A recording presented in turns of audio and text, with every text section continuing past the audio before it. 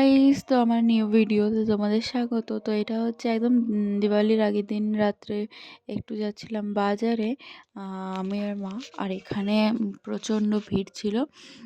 এখানে কিছু জিনিস কিনতে যাব, আর যেহেতু দাদার বার্থডে ছিল তার জন্য ওর জন্য কিছু একটা নিব ভেবেই বেরোনো।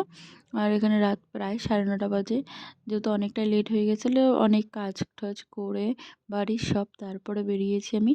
আর মাও একটু কাজ থেকে আসলো, তারপর একটু 5-10 মিনিট রেস্টও নেওয়ার টাইম পাইনি, যেহেতু আবার বেশি লেট করা যাবে না তাই। তো এখানে নিয়ে নিয়েছিলাম কিছু পুজোর সামগ্রী।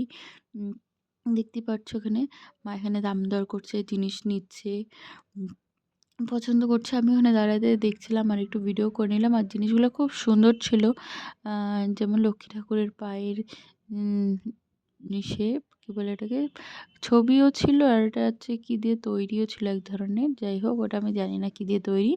তো এখানে অনেক আরও জিনিস ছিল, আমের পল্লব, তারপরে পায়ের স্বস্তিক চিহ্ন, তারপর প্রদীপ সুন্দর সুন্দর, তারপরে এনে ওড়না, তারপরে দরজায় যে লাগানো হয় তোরণ, সেসব জিনিস সব ছিল।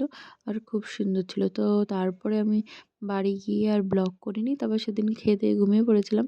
দেন নেক্সট ডেতে আর সারাদিনে আমি একটুকু বসারও টাইম পাইনি, তো তাই জন্য বিকেল থেকে ব্লগটা শুরু করেছি। আর এখানে সব প্রদীপ দেবো বলে বাড়িতে সব রেডি করে নিচ্ছি থালার মধ্যে। আর এখানে তেল, তারপরে সলতা সব নিয়ে নিয়েছি। সব কিছু নিয়ে বসে পড়েছি, একদম সব কিছু রেডি করে তারপর আমি রেডি হব। দেন বাড়িতে প্রদীপগুলো দেবো। রেডি হয়ে রেডি হয়ে করলে প্রদীপের তেল ড্রেসে লেগে যাবে, তারপরে অসুবিধা হয় একটু।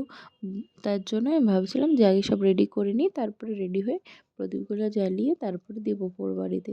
তাই জন্যই ফটাফট করে নিচ্ছিলাম। আর এখানে যেহেতু কেউ নেই বাড়িতে, তাই একাই করতে হচ্ছিল।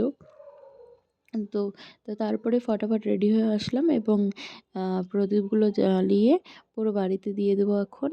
এবং আমার তো সেই মজা লাগছিল, তার হচ্ছে প্রদীপ দেবো কতক্ষণে। তারপরে এখানে একটু মানে একটা প্রদীপ ধরাতে অনেকটা টাইম লাগছিলো। তো তারপর ফটাফট একটু ক্যামেরাটা ফটাফট প্রদীপগুলো জ্বালিয়ে নিলাম, যেহেতু এতক্ষণে ভিডিও তো করা যাচ্ছিল না মোবাইলে। আর মোবাইলে কার জানি ফোন এসেছিলো অ্যাকচুয়ালি, আমার মনে হয় তার জন্যই ফোনটা সে করেছিলাম। তারপরে একটু পুরো গেটের দুয়ারে, তারপরে বাড়ির দুয়ার, পুরো বাড়ির দুয়ারে দুয়ারে একটু দিয়ে নিলাম প্রদীপ। আর তারপরে একটু তুলসী তলায় দিয়েছিলাম, আর একটা দিয়ে দিলাম তুলসী তলায়।